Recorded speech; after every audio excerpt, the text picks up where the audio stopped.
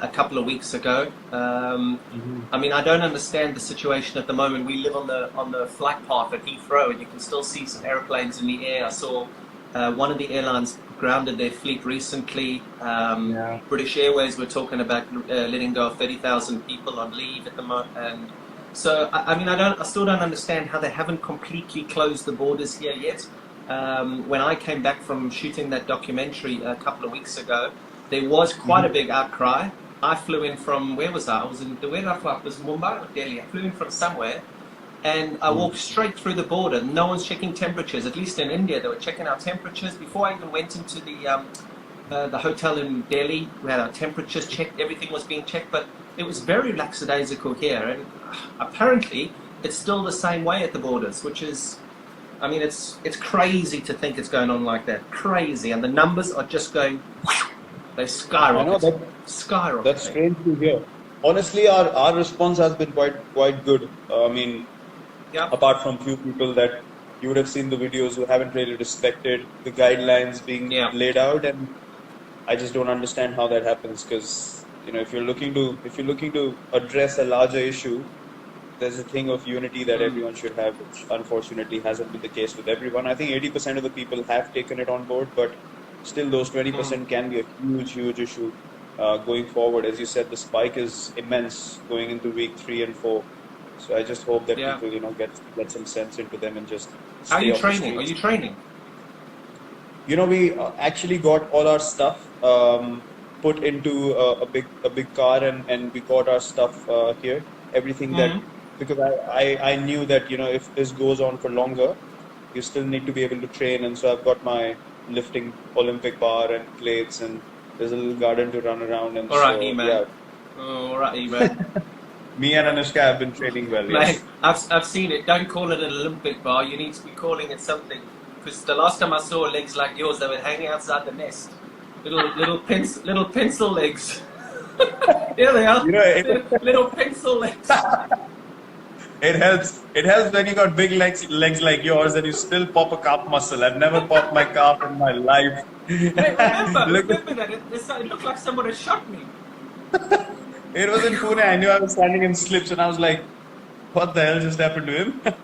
So no use of big legs if you can't run. I'm sorry. This is very true. And what I'm actually going to say now, even to see that, guys, me and Virat are having a conversation here, and I know that there's a lot of people who are very interested in this interview. We're just talking as friends. We're talking as buddies, and we're going to go back to 2009 now. We're going to talk about Bangalore, and we're going to have some fun. This is just Virat and I having some fun.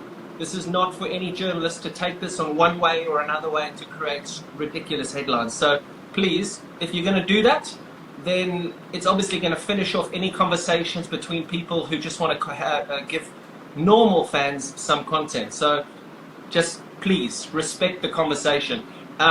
Dude, okay, hold on. Don't worry about this big lecture, because no one's heard you. This is going to go off anyway, so just carry on. Okay, I tried. Yeah, that's good. Listen, RCB. Yeah, go on. Talk to me about the bloke in the middle of the picture that I posted this morning on Instagram. There was a guy that I posted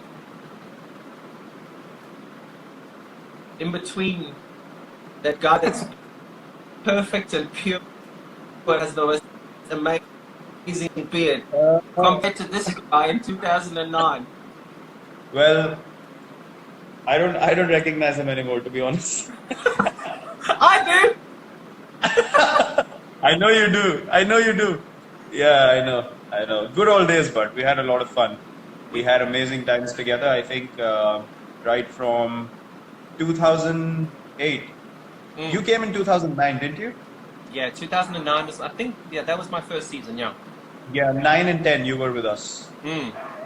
Yeah, 2009 is when we really sort of got it going. We really hit off well from day one, and yeah, they were good times. I mean, you obviously came in as the star player, like the big KP, and this all over South Africa, brew, bloody hell.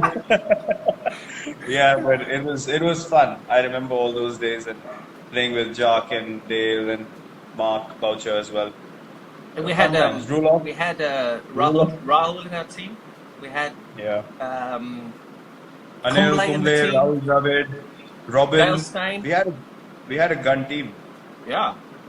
Manish came on board. Manish Pandey got a century in that season. Remember, he got a century there at Centurion Park. Yep. You know what's the most... do you remember Jesse Ryder and Roelof van der Merwe? I forgot about those two. Jeez. You cannot forget about both of them in that season. They were the highlight of that whole season. How can you forget both of them? That's true. They were bad news. They were bad news together. Justice. Roelof van der Merwe, you gave him anything that looked like a bottle of wine and he just turned into somebody who was, oh my goodness. It was, I mean, the kind of things he's done, I can't really talk about them. Every single time I get asked a question about you, I always refer to the questions. Even though you were a bit of a... In 2009, you always sat next to the right players who you wanted to learn from the most. You had a very inquisitive brain when you were sitting next to the Callisers, the Kumbles, the Dravid. You just wanted to learn, didn't you? You just wanted to be the best player. Yeah, I mean, it was pretty obvious. I mean, for a youngster, having all of these people around yourself when you came and you were at the peak of your career, and for me, it was just an opportunity to just absorb as much as I can. If I wanted to go higher and higher, I just had to do it. So, yeah, it was a no-brainer for me. There's different ways you can look at the IPL. Nowadays, there are a lot of youngsters who still ask those questions.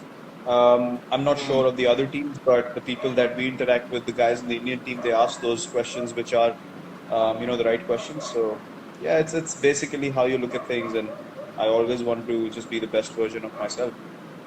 And learning from you guys, it's a no-brainer. Did you think you would become as good as you become? Never. I was just talking to my coach the other day, 2 days ago.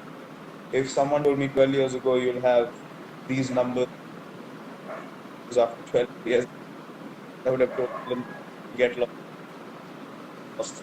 No chance. Amazing, man. I mean, just God's behind it. If your mind's in the right place, if you're thinking about the right thing, you have the right kind of vision, and to keep following regardless of all the noise around you, the results follow. If you look at the numbers and keep striving for the numbers, then the numbers go down, the career goes down, everything is lost.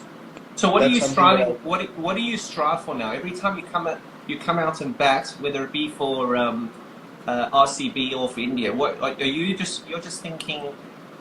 End game is to win, and how do I win this game? You're not thinking about anything. There's no other clutter. Not at all. Not at all. For me, the most important thing is how can I contribute to make my team win? Because that is what we started playing cricket for. When we were really, really small. So I don't think why that intent should change, why that mindset should change. It hasn't honestly changed with me. There's a lot of things that people try and create in India. They try and cook things up, stir things up. You have experienced that a lot when you were playing as well. So it's basically you just have to block the noise. And whenever I go to bat now, I understand that cricket is a small part of our lives, and I need to be able to make the most of the opportunity that I have in front of me. And I have a larger responsibility now, to be able to maintain this culture of fitness, of taking the team in the right direction. And I mean, you just have to be grateful that you have this opportunity, and you just need to make sure all your energy is in the right place to be able to do that. Where did your nickname Chiku come from? Chiku actually came from, MS has sort of made my nickname famous from behind the stumps. In the stump mics people pick up. They call me Chiku actually like I'm their neighbor or something like that in India. They'll shout out, "Oh, Chiku, once photo please." And I'm like, I have a name. You don't know me, but you can't call me Chiku. Jesus, so when this all finishes, you're going to walk down the street, Chiku! Yeah, I get called out by the name of Chiku all the time. No one calls me Virat anymore. Either Kohli or Chiku. That's it. It's amazing that I come to India and they all call me Peter. So, who the fuck's Peter? Peter! Peter! Peter! Who's Peter? No, I got this nickname by a coach we had in the state team, actually the Ranji Trophy, our first class teams. And I used to have big cheeks back then. And I had in 2000. I remember sorry. You used to have what? Big cheeks. Big cheeks. Cheeks, yeah. Thank you. Thanks for clarifying. I didn't hear you correctly. I had big cheeks back then. Yeah. In 2007, I thought I'm losing hair. My hair's shedding. I'm having a massive hair fall. So I got my hair cut really short, like yours now. I look like a clown, and I have big ears.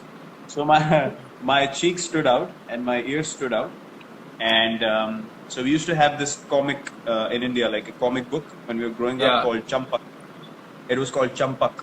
Yeah. And there was a rabbit in that comic. That character's name was Chiku. So the coach called me Chiku the rabbit because I had big ears. So that's where the nickname came from. And then people started taking it up, and it went up to God knows where. Brilliant. And tell me, RCB, a lot of people, since this thing went out, I've had such a busy phone in the last 24 hours. I mean, it's crazy. Why? And one of the big things was they want to ask, why have RCB not won a title yet? I mean, we get asked it all the time. We have to try and explain it in the commentary box. It's like, oh my God, geez, just stop asking the same question. Do you get sick of the same questions? Look, when you have in like history in the previous seasons as well, when you have the biggest players who played for RCB, obviously there's going to be much more attention on the team. Now you see, even with this team, myself, AB, Chris Gale, Dale had played recently as well, and all these great big players have played for the RCB. So we're always going to be more in focus. But we actually spoke about it. We've reached 3 finals. We haven't won either single one of them. We've reached 3 semi-finals. But those things are irrelevant. Those things are irrelevant as till the time you don't win that title. So look, we feel the same as everyone, to be honest. We keep talking about the team that we have. Even when we've had the best teams, we've just not been able to do it. But yeah, that's one of our main goals. We actually deserve to win a title, to be honest, because. Is that something that you are focused on now? We'll move on to Indian cricket in a minute, but is that something that, I mean, you've achieved almost every single thing in the game. Your numbers are crazy. Do you really want to win an IPL? Actually, I've realized something, that to go after something so badly, it keeps running away from you.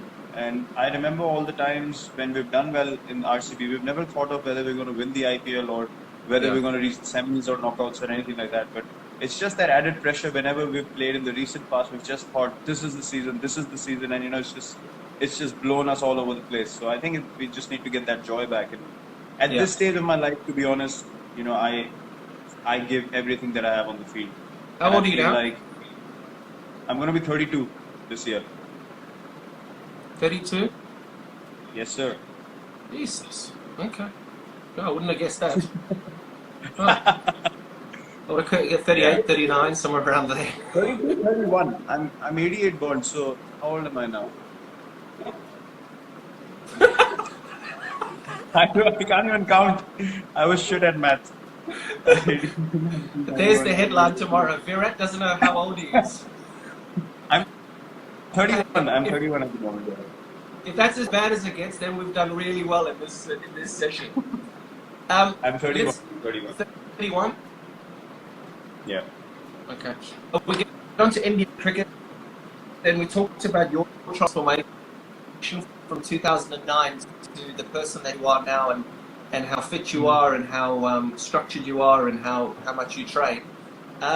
Was that something that you desperately wanted to bring to Indian cricket? I remember playing against India when my first time I played against India was 2006. We toured India after that 2005 Ashes, and there was Tendulkar, Laxman, Dravid, Kumble, Harbhajan, Ajit Agarkar, Zahir Khan, Ashish Nehra. All these guys were playing. And I mean, you'd hit it to extra cover and you'd run 4. Yes, no problem, you just run 4.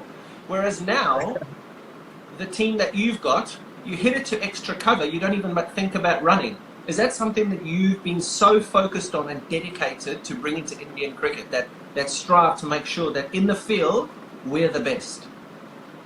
Look, I started playing in 2008. I saw 2009, 10, 11 is when we won the World Cup.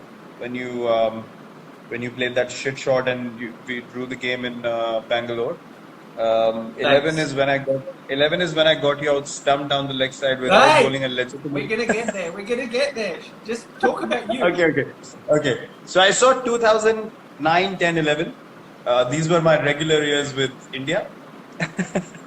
and then 12, that England tour when we came to England 2011. Yeah. We lost badly there. You did. 2012, 2012 Australia tour was a difficult one as well. So I thought, there's always a natural transition that happens in every team. And I was lucky that I was in the center of that transition when it was happening. And I got the opportunity to see both sides of things, like what we were lacking as a side and what the world was catching up on, and they were becoming far more superior compared to us. So the plan was clear. I mean, when the next lot of players come in, this is the direction we're going to go in. And to be honest, I was lucky that I played with a group of players who were driven, similar age group, and together from number 7 or 8 in the world in Test cricket. For 3 years now, we've been number 1. So it's been quite an astonishing journey. It's quite unbelievable, to be honest, because we had no experience and we beat everyone, most places. We competed everywhere we went in the world, and it's just that to be able to come to the top of world cricket again has been a great journey. But then again, it gave us a vision, a goal to achieve, and all our focus was towards that. And with the IPL, you see a lot of teams that come to India now, and they're a lot more competitive. I remember we came to India and actually beat India in 2011, 2012, and that's because a lot of us actually feel at home in India as foreigners. True. India have an issue traveling abroad. They have a real issue traveling abroad. What do you think the biggest issue for you guys is traveling abroad? I'm talking results. Now, to be honest, before when we used to tour, it used to happen sporadically. Like we would come to England every 3 or 4 years, and in between there was nothing. But India, you guys would come every year for the IPL and get used to the conditions and so on and so forth. But now, when there's so much cricket happening, we don't feel any conditions are alien, to be honest. Now, I feel like traveling to other countries and playing at home is a level field. Anyone can beat anyone anywhere. Because we're playing each other so much in different conditions all the time. Australia, I remember we went to Australia for a whole tour, and then suddenly 3 weeks after that, they were in India playing ODIs against us. Yeah. That would never happen before. So now it's not a question of whether we know the conditions or not. It's all about the mindset, the fatigue, whether you play too much cricket, whether you're ready mentally, physically or not. So I think those are the challenges now. Now we don't feel like any condition is sort of alien to us, and that I think is the most exciting part. Do you feel like you play too much? I remember in my career I was having huge arguments and disagreements with the ECB because of my schedule, and all I wanted the ECB to manage was my schedule, because I was playing every T20 game, every one-day international, every test match cricket, and I didn't want to miss out on the IPL, which is what guys don't miss out on now. Do you feel like you play too much cricket? Look, I've been taking breaks. Honestly, I felt like last 2-3 seasons I was doing too much, so I started taking breaks every now and then, T20 matches here and there, maybe a ODI series here and there, because I didn't want to miss any Test cricket, to be honest. And T20 cricket, in between, I just felt like there were too many games that had no relevance, and I've spoken about it in the press as well quite a few times, that you just can't have matches where you have zero sort of motivation or energy, and I don't like to play like that. Yeah. But I've just thought about it. I've been playing 3 formats for 9 years now, including the IPL, along with captaincy for 6 years. So it's not easy. It's not easy. No. But no. I'll see. I said 2-3 years more, I think, till the next World Cup. I'm gonna give it all and then figure out where I stand, which format, what not, all those questions later. And obviously one of the biggest changes that you've made, and I know that, I campaign for wildlife all the time, and the thing that people hammer me the most about is eating meat. Now, you're vegetarian, you made that decision because, believe me, in 2009, 2010 when we hung out, You weren't a vegetarian. you're now, No. you're now I a wasn't. vegetarian. Yeah, Now a I vegetarian. wasn't a vegetarian till 2018 when we actually came to England. I left eating meat just before the Test series started, and Why? I'd been thinking about it. I'll tell you the real reason. I mean, people use different kinds of reasons and they try Yep. and figure out themselves.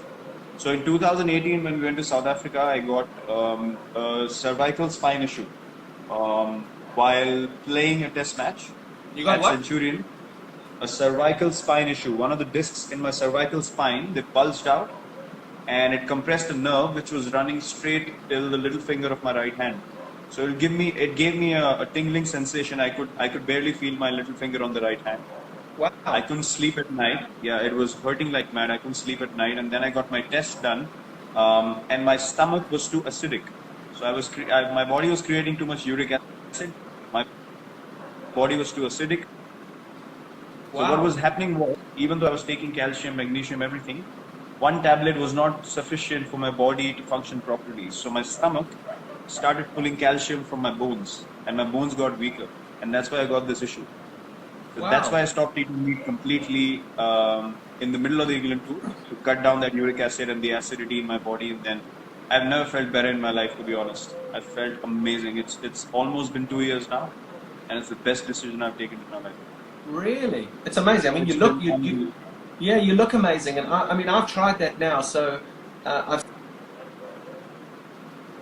seen all this and I watched that film, that Game Changers or whatever, that film. Yeah, I think yeah. you were part of that film. And I mean, I have vegetarian days. Jess and I have vegetarian days at home. And you do so light. You feel amazing, don't you? Yeah, amazing. I mean, I've never felt better waking up. I've Yeah. never felt better when I have to recover after a game. I mean, if you make me play 3 games a week, which are intense, I'm at it 120% every game. I can recover within a day after a test match and go on another test match. It's so much better than being on meat. Being vegetarian now made me feel. Honestly, I felt like why didn't I do it before? I should have done it 2 3 years earlier. To Yeah. be honest, it's completely changed everything. You start feeling better. You start thinking better. Your body's lighter. You're more positive. You have more energy to do more. So yes, overall, it's just been an amazing, amazing change. Are you guys doing it as well? Thank goodness I don't have to play 3 games a week because there's no way in this world a South African can go without meat, dude. I do it for maybe 1 day or 2 days a week. If I'm feeling really generous, I'll give it 2 days. But there's no ways. I just can't do it. I mean, I got a beautiful barbecue out here. I mean, as much as I would love to, as much as you're trying to sell a great story, mm-mm. It just. I mean, and it do feel great. And that movie, mate, that the Game Changers film that I watched, it really does paint a really good picture. But I just couldn't do it, mate. Couldn't do it. No way. Yeah, But I mean, but you talk about that that ability to be able to turn on every single day. I was running on a treadmill in geez, I don't know where it was, and MS came and jumped on the treadmill next to me. And first of all, to see MS in the gym at that stage, I was like, "Oh, Jesus, what are you doing in here?" Um, and we started talking about you and started talking about your leadership. It was at the time that he was just starting to finish in that.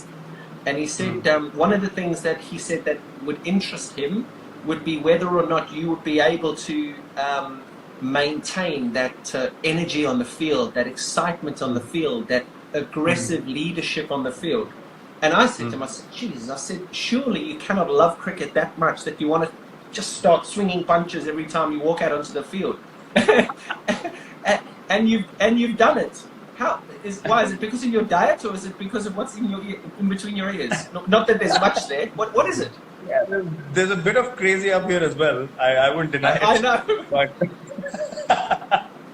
look, as I said, I mean, I know, and you can ask MS that as well. When I played under MS, I was in his ears every over. Maybe we can do this. Maybe we can do that. If there was a time where you had to field on the boundary, I would run from long on to long on. I wanted to be in the right place at the right time. even now, even if I'm captain or not, I don't think standing on the field I need to behave myself because I'm captain. I need to be able to enjoy the game first and think about strategy and all that later because that is who I am. So I cannot play any other way. I will give 120% every ball. And I made a promise to myself, the day I stop feeling like I can do it, I'll stop playing. I want to be able to play till the time I play the way I play right now, with the same intensity. So we're going to have to keep talking over the next few years about how you want us to jump in a UFC ring every time you up on a cricket field. I just like to get it going. I was going to swear a little bit, but I'll stop. That's what my teammates and bowlers say as well. They say, you celebrate more than us when we take a wicket. I mean, I said, I can't control myself. It's a good thing. It's a good thing, yeah. I spoke to Robbie last week. And we were talking about sledging and we were talking about aggression on the field. And he said, well, we do have a fairly aggressive leader. And I just started pissing myself. I was like, oh, yes, just a very... I mean, that helps. Huh? Yeah, that surely helps. Anyone who's feeling a bit, whether I should say something or not, they just need to look at me and say, no problems, go for it. But clearly you love the dudes off the field and you just get into that. It's called white line fever, isn't it? Where you get over that white line, and I know there's millions of people who are going to watch this and are seeing this. You just have the white line fever where you will just do anything within the rules to win the game for India. It's simple. Yep, absolutely. And look, I've known you for a lot of years now. And, people say, I've experienced something very strongly. When people don't know you, they have a very, very different picture of you that they paint in their heads. And I have no problems in people thinking that the person might be like this. But when you don't know the person, when you haven't interacted with the person, for someone to say that the guy is like that, I don't agree with that. Because you can't create a reality for someone else in your own head and then treat them accordingly. Okay. I never do that. I would meet people. I would get to know you, even though I see your body language on the field and I feel like, oh, that doesn't seem really nice. But if you meet me outside the field and we got along, I got along with Bouch. There were different views about Bouch as well. I got along with him amazingly well, with you as well.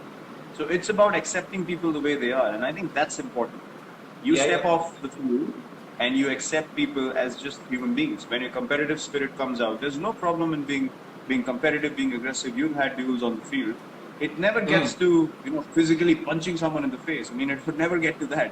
It's basically just maybe with you it could have a few times, but not with me. Not with me. I'm too small. I can't take on the big guys physically.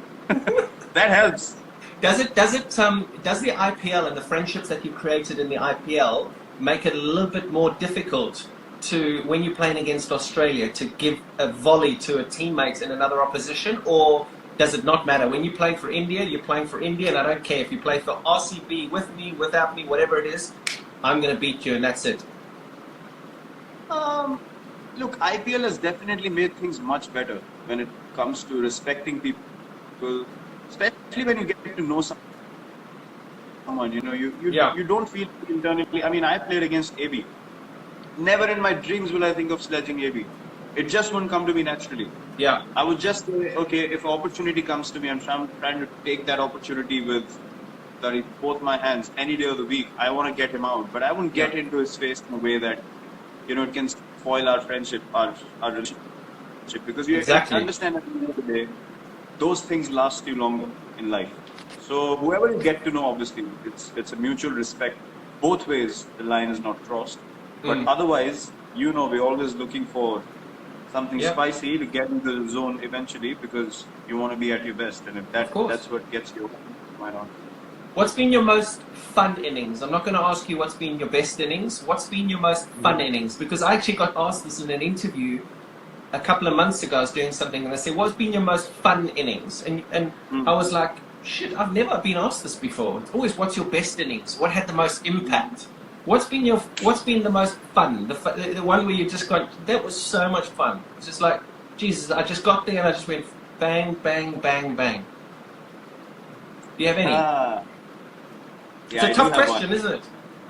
Yeah, I do have one. It was against Kings 11 in the IPL.